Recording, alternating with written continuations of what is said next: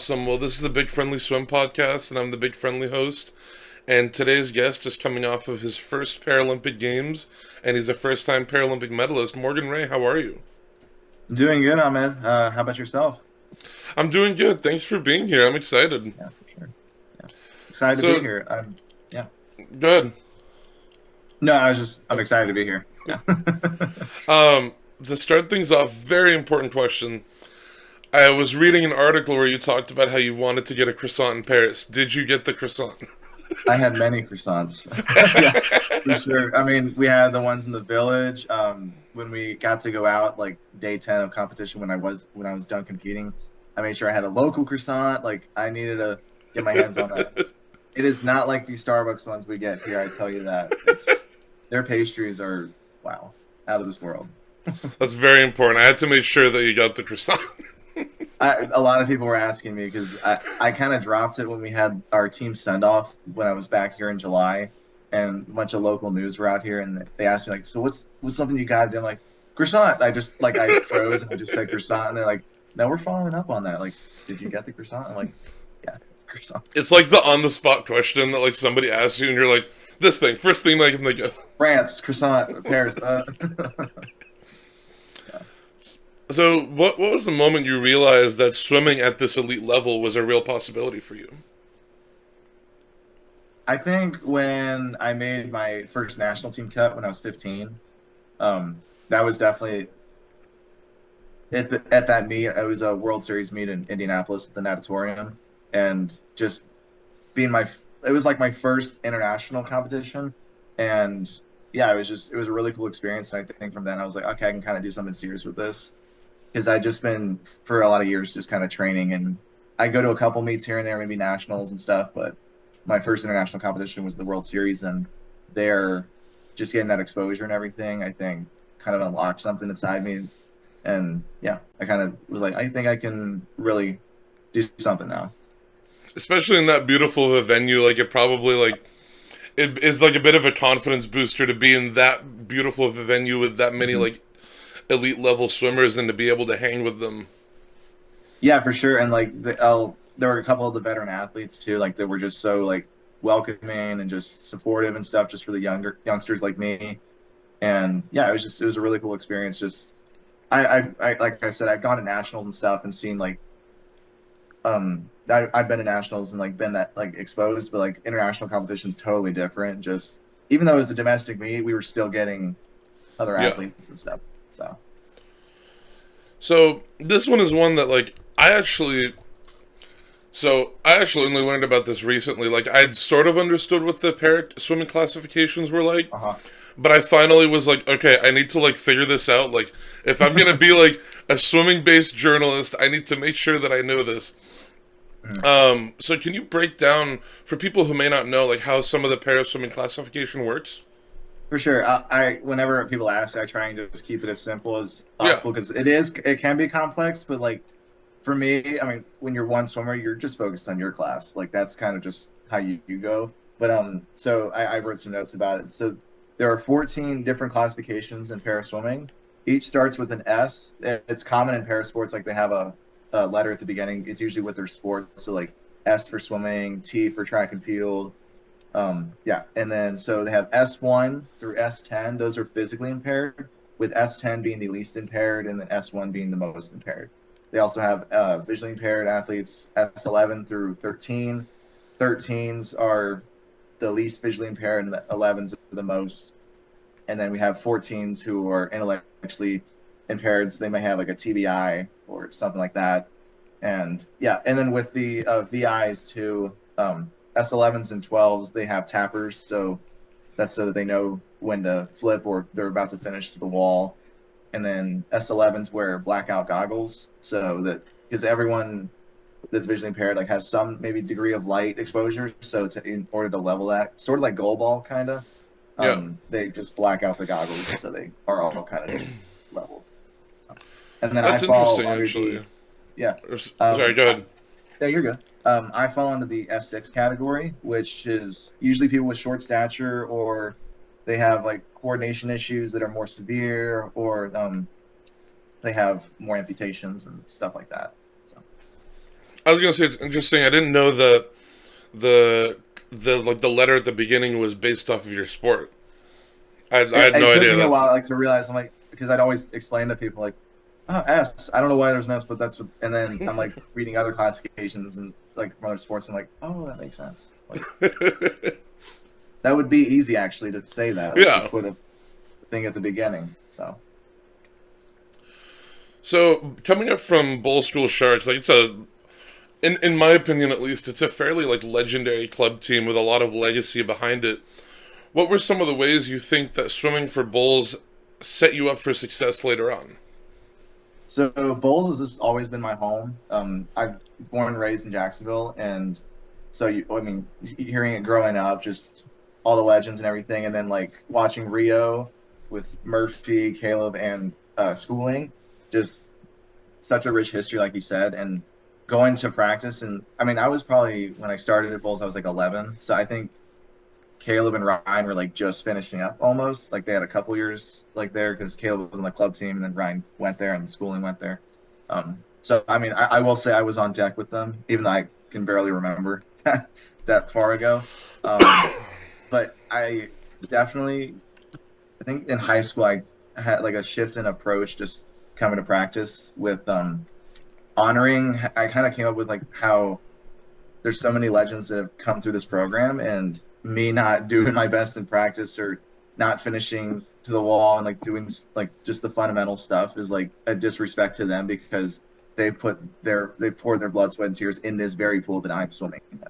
And I've kind of like just respected the space and everything, and that helps a lot just because I can't stand it when I see kids just take advantage of the opportunity that like we have at bowls because um we have two pools. Not a lot of club teams can have a short course pool and a long course pool and be able to switch their long course pool and have two pools. Like it's, and we have our own like weight training facilities. It's great. And so, yeah, just take advantage of it. And yeah. It's one of those things where like the you feel the legacy and you can either rise up to the challenge or like let it weigh on you. Own it. Yeah, That's kind of what I did. Like just owning the legacy that Bulls has. And also, I wanted to be their first Paralympian because they've had like 70 Olympians, and I wanted to be their first Paralympian. I didn't get to do that for Tokyo. I was pretty heartbroken.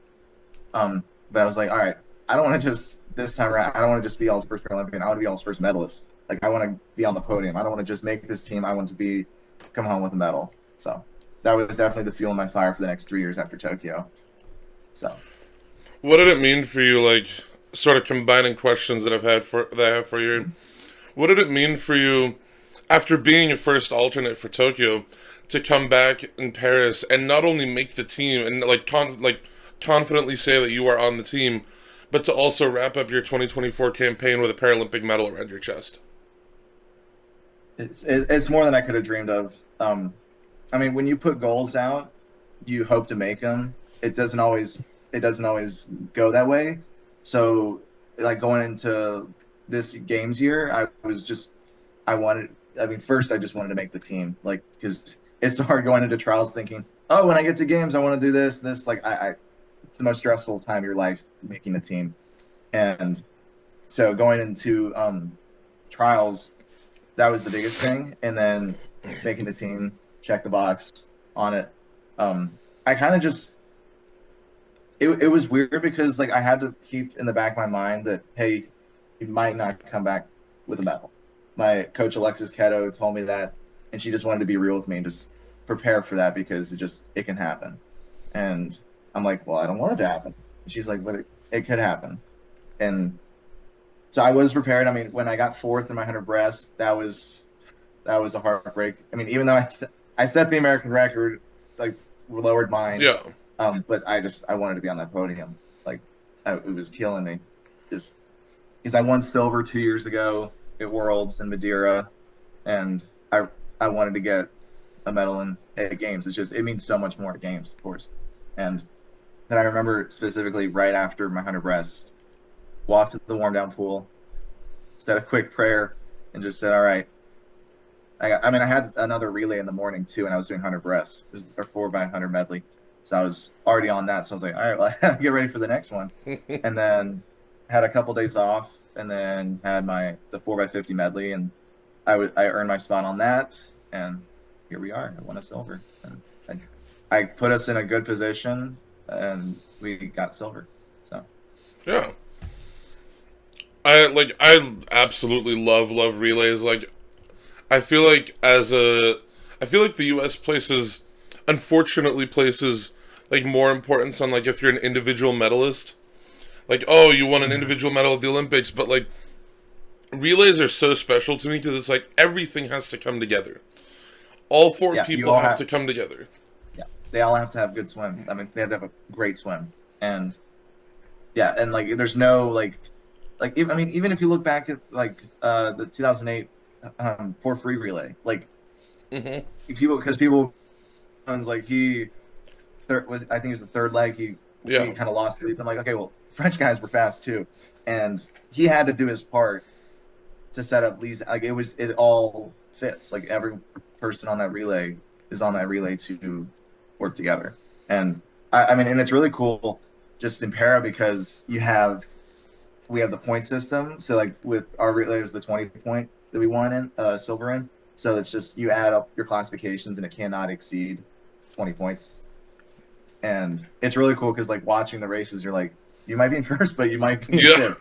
Like I remember like diving in the final, and we were in fifth off the first 50, and I'm like, I got some work to do. I know I was the fastest breaststroker in the final, but I had to play catch up from my like first 25, and then I didn't see anyone, so I'm like, okay, I must be okay, but let's keep going. And it's weird doing a 50 because I mean, for relays, I've always done hundreds, like and stuff like that. Maybe in high school 50, but so it is interesting, like because I'm a 200 breaststroker really, and we just unfortunately don't have that in para lineups and stuff. Like I can do it at nationals and stuff, but not like international placement and everything.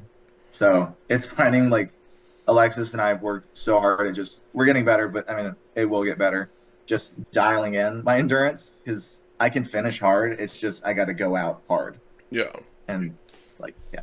So I mean, like on the topic of that 2008 400 free relay, like I think if you asked Michael Phelps, Garrett Weber Gale, Jason Lezak, like would you have rather had somebody else on that relay?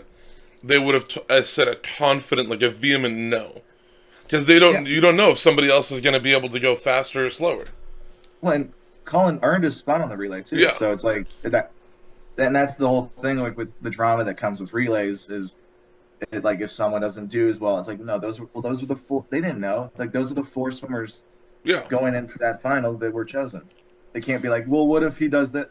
They have to go by the clock. That the clock's the one that doesn't lie. So yeah, That's like in this is the level of swim nerd that we're working with here.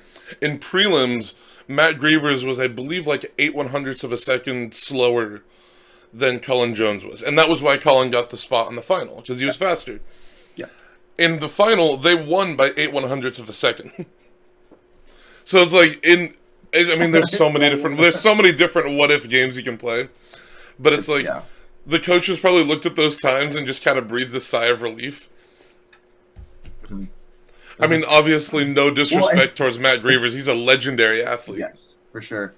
And it's my mom was telling me too, 'cause she was looking at splits and everything after, and she's like, Morgan, you dropped like a half second from the morning, and we got silver by a half second. It's everything adds up. Like it's Like all the some little people can things go add up. slower, but some people need to go faster. Like it just that can happen. And good thing I went a little faster.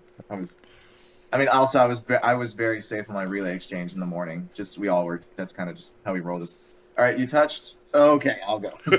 Is he touch? Oh, hey. Give me a thumbs up. Okay, cool. I do think setting up relays like that is so interesting. Like doing it by like a point system and stacking the classifications. I do think that's a really fun way to set up a relay. It's cool because like some people like stack them in the front and stack them in the back or in the middle, like, and you watch it and people are like, oh my gosh, they're gonna win. I'm like some people watching us, like we had Leanne Smith, who is the top S3 swimmer in the world, but she's an S3, and we had Gujin Chang from China, who's just, I mean, everyone knows him now. He's a torpedo. He just flies through.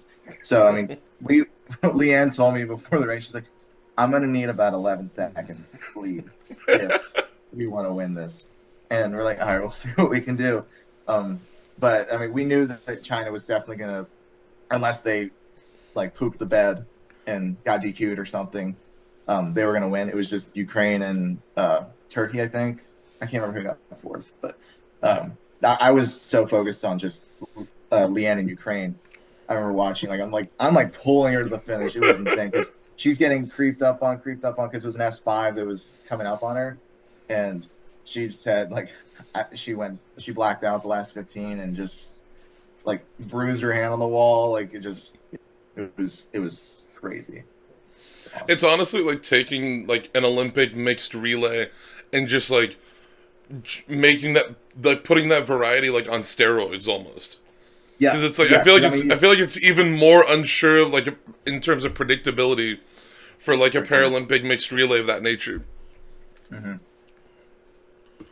So, what did it mean for you last December to break a world record at U.S. Nationals, and how did that build up your confidence, especially to be able to do that just like 6-7 months out from Paralympic trials? It meant a lot. It was really cool. I haven't been able to drive to a parameet in many years, so just hopping down to Orlando, and actually the like 2 weeks before they had some meet that I went to at the same pool and broke the American record in the 200-yard breaststroke. So I was already kind of riding a little bit of confidence in there, and Alexis and I just we wanted because it's a non-para event. I hadn't done it in a couple years long course, so she's like, all right, let's just have fun. Like nationals was kind of just to have fun and see where we're at going into games here and all that. And it was really cool because I had my family there. They got to drive down because it was just a drive. And yeah, I mean, it set me up in a really good headspace just going into games here. Just and yeah, and then I moved out to Colorado that January and then trained there pretty much till games. So Yeah. I like I've always found it weird, whether it be like in Paralympic or Olympic competition, how there's like events that we track world records in, and that we put this much emphasis, like we put this much yeah, emphasis yeah, on by having a world record in it, and it's not swum at the Paralympics or the Olympics. yeah. I'm like, I've never understood. I don't either because like people are like he's gonna. I mean, because I mean I would plan on medaling at least in the 200 breast. Yeah, Um, I won't go to say like that I'll win gold because I don't want to be arrogant like that, but it would definitely like people watching like and seeing like oh world record for Morgan like oh he's definitely gonna like it's not an event and I'm like what but it's world like and I'm like I know it's a weird thing it's and able body gets it too because like of the 50s and other strokes and stuff so like it's like you can have yeah, a world record but it's not an event. And I mean, I know why para doesn't have every event in every meet because just it would take days on end to do. But at least the 200 strokes, like those are just so fun yeah. to Like do. like that, Like it feels like hundreds and hundreds of strokes should just be like a no brainer. I get the 800 and the mile. We can forget those because I can't imagine an S1 doing a mile. That would take forever. So just yeah. I I'm in the middle of writing an article for a Swimming World magazine talking about like Mhm. people who've just missed out on the Olympics or people who've like come really really close. And Mhm. one of the people I'm writing about is Randall Ball, who was at a time the world record holder in the 50 backstroke. Mhm. And it took me down this like rabbit hole of like people who were like the best in the world at their event and like never got to be Olympians in it. Yeah, and it's crazy too. Like just because you have to show up when it counts, and because Yeah, you can do good any other meet, but trials you got to be at your best, and there's no do over. There's no, and my 100 breast was the first day, first event, like just first thing of everything, and we actually had practiced it like at the World Series in Indy. It was like the same kind of lineup almost, which was good for me at least because I usually have like 100 free or something before my 100 breast at like nationals or any other meet, and it helps me like prime up and just like okay now I'm in a race mode kind of thing. I get the jitters out and all that. So at trials I had so many jitters, but I had to do my main event first off the bat, and I thought I was shaking on the blocks because I was just like 3 years like of this moment thing like in my mind And I'm like on the blocks. I'm like, all right, am I shaking? I wasn't shaking, but I felt like I was shaking, and had a good morning swim, and then won at night. The thing about para is, but compared to our Olympic counterparts, we don't know if we made the team if we just because we won an event or whatever time we went. You can set a world record, but they don't tell you you've made the team. You find out 3 days later of the team announcement ceremony. I always like to call it the American Idol kind of setup because have an we have an athletes only meeting, and everyone just sits in like chairs kind of. And Erin Popovich, the director of U.S. Paraswimming, she comes up and gives a little speech, just how you've all earned your spot to just be up here, like competing. And then she goes down the list, and I want to remember, like I want to say that it was supposed to be alphabetical, but I'm sitting there. She's doing the men's team first, and so we knew how many men and women would be selected. It was 12 men, 21 women. So like trying to keep track of like how many we said. Where are we in the alphabet? Okay, I'm an R. Where's an R? Okay, they said S yet. And then I heard someone with like a different last name like after me, and I was like, so I don't know if it was alphabetical, but I remember them saying it was. So I was like, what the heck's going on? And when I heard my name, it felt like so slow, like it was like Morgan, and kind of just. Because you're like, is there any other Morgans here? Well, there is, but she's a girl, so like, yeah. I'm like, oh me, and I remember like it hit me, and then I went whoa, and then a couple of my teammates that I've been training with in Colorado and also just had seen me through the years, like just getting after it and trying so hard to just make one of these teams, and they turned around and I immediately just started tearing up, and kind of just the waterworks kind of flowed, and it was really surreal. It was just really cool to see like just how much of an impact I've had on my teammates and how much they respect me, and just know like personally the work I put in. Because like people can like from outside of swimming or just outside of like swimmers like just be like, oh man, you work so like, but they don't know, like they don't see you getting up 5 a.m. every morning to go get in a cold pool, and then go to class, and then go back to the pool, and then finding time to study, and just every kind of struggle you've had in your journey. And yeah, I think that was, and especially, I mean, just when I ran out of the room, saw my mom and dad, and my mom was just, she already kind of knew. And it was funny because I was talking with teammates and stuff afterwards. I hadn't gone to see my parents yet, though. They gave me an earful about that later. Like, why weren't we the first ones after it was officially over? Like, you ran out. And I'm like, I don't know. But my dad got a cool video of me running out to hug my mom. And yeah, it was, I'll never forget that. It was so surreal. And because like with the naming ceremony for Tokyo, it was on Zoom. So like not hearing my name called on Zoom, like it was so messy. I mean, they didn't want to do it on Zoom, but COVID protocols and all that, it was, yeah. I mean, because it was, when I didn't hear my name called for Tokyo, I kind of just sat in the hotel room for the rest of the day until we flew out. And yeah, that sucked. There wasn't really a place for me to put this in like the questions I was asking you, but it's something that I've always kind of had a gripe with the way we handle swimming in the US about, is that like I really like the system that Australia has, and I believe Canada has, where they do their Olympic and Paralympic trials at the same time. I really, really like that system. Like, because it's awesome. Like, I'll be watching Australian trials, and like, admittedly, I haven't followed para swimming as much as I should. Which I'm trying. I haven't followed para swimming as much as I should, and open water swimming as much as I should. So I'm trying to be better about like I want to. I love swimming. Like, I want to follow all of it. Yeah. So it was really awesome, like watching like Australian trials that like they'd show like women's 100 freestyle, and then we'd see like a Paralympic race going on. Like they kind of like alternate. Yeah. Yeah, I think it's a method that the U.S. should at least like try once. Believe me, when we found out that like, I can't remember when they announced Lucas Oil Stadium was going to be the Olympic trials venue, but we were all like, I think it was like over a year ago or something. We were all like, oh, what if like Yeah. they put us there too? Like that'd be so sick. It would be cost efficient because you're telling me y'all are gonna have one trials event and then tear it down, and I'm like, Yeah. okay, well, there's not football season. So You just that put Paralympic we trials had that there, was even like right after, if not at the same right time. after. I mean, like we're only 3 days. We're not a week long like y'all. Man, I So would have stuck around to watch. I'm sure, and like that would have been just so much more exposure. But I mean, Paralympic Games broke so many records already with streaming and everything, just viewership that it's ever had. Because if you put it out there, people are gonna watch. That's the whole thing. Like Exactly. that's the whole thing. Like because like you said, like you haven't been able to follow it as long because it's not in your face all the time.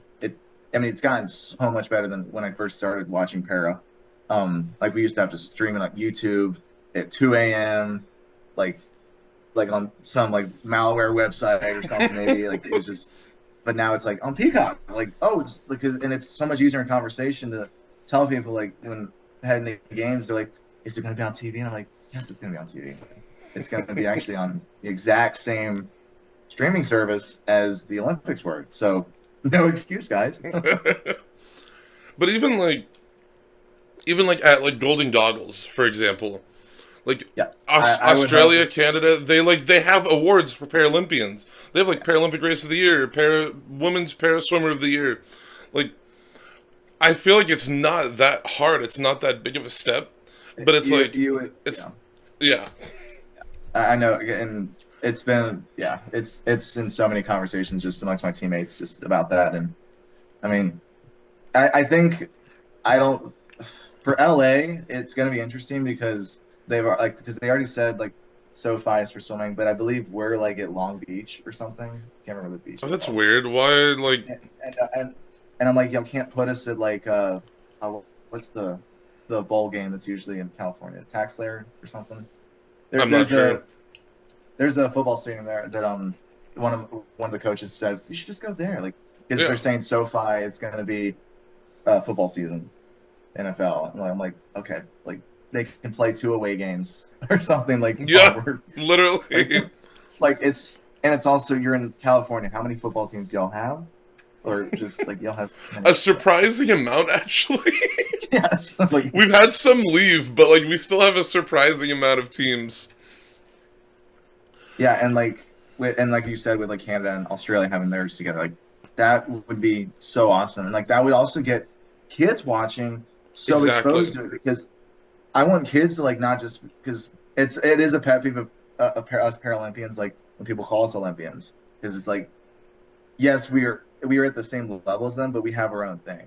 It is different, and I mean it's like calling. I mean I heard someone say it's like calling a WNBA player an NBA player. Okay, well they're at the top of their sport, but it's different, and Like the distinction is important. it is important because it's elevating our movement also.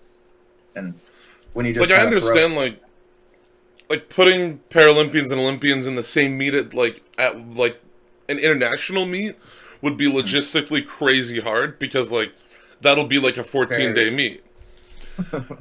But like I mean, doing it's it at crazy as para trials, meets. shouldn't be that hard. I think like it. Yeah, and I just I surprised my club team yesterday and went back and just said, hey, like they're having like a whole welcome home thing in a couple weeks, but I didn't want to Yeah, wait. Like they're gonna hype it you're up like and I all want to that, but see you guys. I just wanted to go see my coaches and like some of the kids there and everything, and it was really cool. Just some of the little kids were like, "We're so proud of you. You're a Paralympian." I'm like, "You said the right word." Because I mean, other kids were like, "Oh my gosh, it's an Olympic medalist," and of course, I'm like, I don't like the parents there. I'm not gonna be like, "Oh my gosh, you said." It was just cool when I heard a kid say the right thing. I'm like, "Oh, that's cool." Like, so like there's some parents that are like defining the distinction and everything. And there were so many kids that were wanting to get up at 3 a.m. to watch me too. And I'm like, that's so awesome. Just I'm realizing more just the impact that I've had on the kids in our area, just because, and a lot of parents too, because they've seen me grow up swimming at meets, and just I was always just the hardest worker. Like they would just see me on the blocks and just be like, that dude's just getting after it.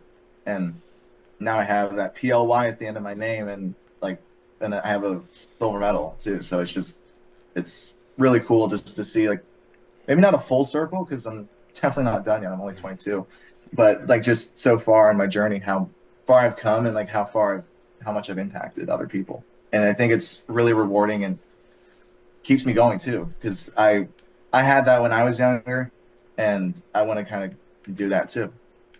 I think it's like the right combination of like a quality person like at the helm of that, like such as yourself, being Hmm. a good role model for those kids and like talking with them and engaging with them.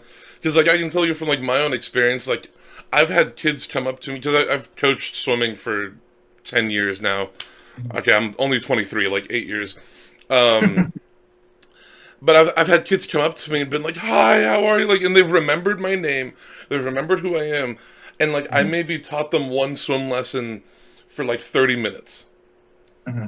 It's one of those things where like when you put yourself out there and you are like that positive person for people to see, like they'll remember it, and that like network will build of like they'll be like, "Oh, Morgan's like he's so good at talking with the kids, or he's so like good Hmm. at engaging with people on the team," and it'll just build this network of support.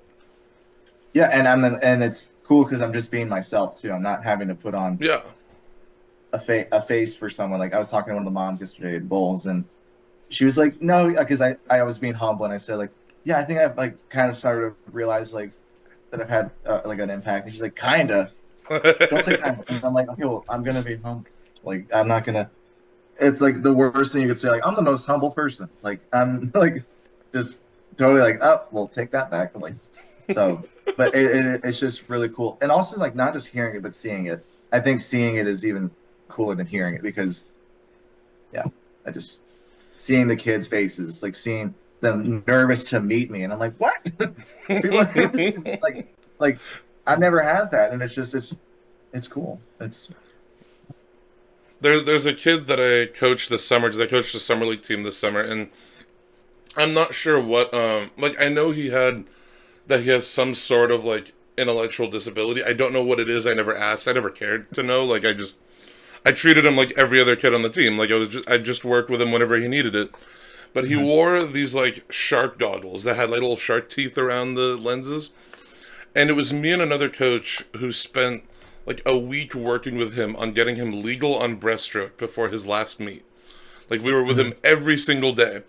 And the at like the team banquet at the end of the season, he bought each of us a pair of exactly the same goggles. Like I almost cried. That's awesome. So I wear those whenever I go swim with my master's team now. But like I almost cried. Like it showed me very clearly like how much like I'd had an impact on him. That like he Mhm. only brought us those goggles. He didn't like we had the rest of the coaching staff, and we're just sitting there bragging to them like Camden gave us goggles and he didn't give you guys goggles. Yeah, yeah. It was for us. Yeah. Yeah, yeah, So my last question for you here, and this was one I spoke with Michaela Jenkins, who I'm sure you know. I chatted with her like yes, in yeah. late July. But it's one that's just sort of born out of curiosity. But how do you think? Oh my god, I'm going to say this right. Achondroplasia? Did I say it? Yeah. Okay. Achondroplasia. Yeah. I'm really good at English. Oh, But how do dude, you you? did way better than most people do. It's like someone on the news said it, and I was like, "Yikes, that was bad." Like they said achondroplasia, and I'm like, "Okay, you've never heard like any medical term, I guess." Like you can kind of figure out it somewhat. Like you were pretty spot on. Like it's more fluid because some people say like Yeah. achondroplasia, and I'm like, it's achondroplasia. Just achondroplasia rolls off the tongue, right? Like, It's honestly just because I've grown up with a name that's like harder to pronounce, so now it's like it's important to me. Like I get like specific words right or names right. But yeah, for sure. the question I want to ask you is, how do you think that played a role in any adjustments that you needed to make to your training, if at all, really? Mhm. So like really from the very beginning of like just doing sports, I wanted to do everything everyone else did. My older brother Mason was hugely part of that. He chased me growing up and kind of just helped me learn to live in a world not built for me and just adapt to kind of just what I have. And when when I started like swimming competitively, I wanted to do the same thing everyone else was doing. I wanted to swim the laps. I didn't want to get like less yardage. I would swim straight 2 hour practices if I had to, like in middle school. Just I didn't want to like have like a certain like a different training plan. And then in high school and then into college and everything, I sat around. I need to actually get something like that's designed for me because I can't do like everything everyone else can. And I had to just realize that like it's not a bad thing. It's okay that I mean, I use the box for pull-ups. I use the box for a lot of things. Just something to get up, just because I can't reach things. Sometimes I put fins on for kick sets. I usually put fins on for kick I sets. always put fins on for kick sets.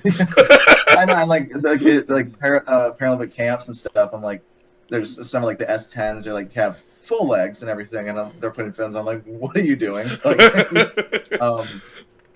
no, you don't need I've those. just never had like the flexibility in my kick to be good at it. Like I've tried so hard, and it's never worked. And that's like when I like first started like swimming at bowls, like my underwaters were horrible. Like just I would not get any grip of the water. I mean, granted, I don't do a ton of underwater still, but that also impacted just my strokes all overall. Just using my core and making. I had a coach when I was younger say like using this part of my body and down is a huge foot because I'm already smaller, so I need to maximize every bit of core muscle all the way down my quads and then my calves and my toes. Like every bit of movement through the water I can use. But overall, I try. I mean, I try to do everything everyone else can, just because I like to. I don't like to do stuff different per se, just because I like to play with it. Like growing up, I wanted to play basketball with everyone. I didn't do adaptive sports growing up. I wanted to just play, and also like embracing being an underdog was a great thing that I developed when I played soccer. Like we'd walk in front of the team, like shake hands at the beginning of the game, and so many kids would be like looking me up and down, like do that, and I was our starting goalie, so come and get me. I got kicked in the face so many times, but barely. I didn't allow a lot of goals because I can't remember. I would remember if I did allow a lot because it was traumatizing. Because I'm like, I let the team down, but y'all didn't get it to me. Like, it's a big goal. I can't jump to the side. Like, so, but yeah, and I think psychologically though, or I think yeah, psychologically, and I have a huge platform that I can use also like with when I train with able-bodied swimmers, and I mean even before when I was doing other sports, I can shine a light and also help break down those stereotypes just because people with dwarfism for just all of history have just been made as a joke and a sideshow kind of like act and everything, and trying to break that down and educate people. Some people can't be educated, we know that, just they're just so stubborn they're ignorant, but I do my best to just put my best foot forward and show the world what we can do, and we can do anything y'all can. We just kind of just do it differently, and we just may need a step stool. That's kind of just how I roll, and yeah. It's one of those things where I think like people think there's like such a huge difference between like Olympic and Paralympic athletes and how they train, and I think it's more of just like there are different things that are needed for each person, if that makes sense. Mm-hmm. Like there's nothing that's normal or abnormal, it's just what you need for yourself. Yeah, it's just we have the same approach. We're all here to make games and get a bunch of gold medals and all that. Like psychologically it's the same, and we just may have a couple more hurdles we just got to go through.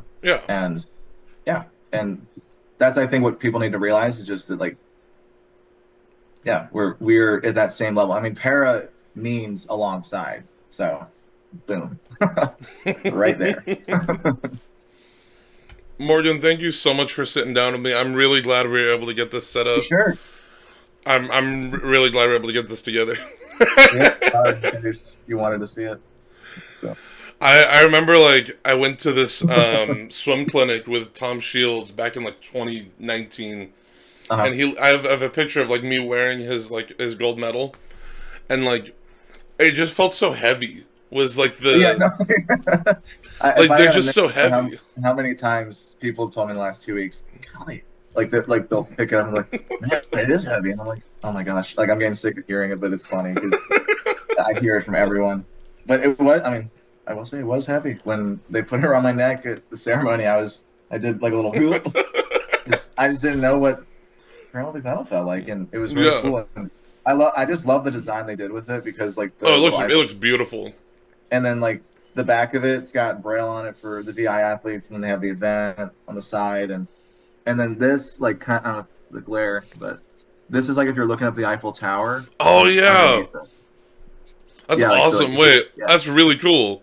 I like it when like countries like do that, like they put like artwork with their country into it, like because it's like Yeah. in case I forget where I went or what event I did. Oh, it's right there. Yeah. So yeah. But thanks for Yeah, having no, me on. that's It was awesome. really Yeah, fun. thanks for being here.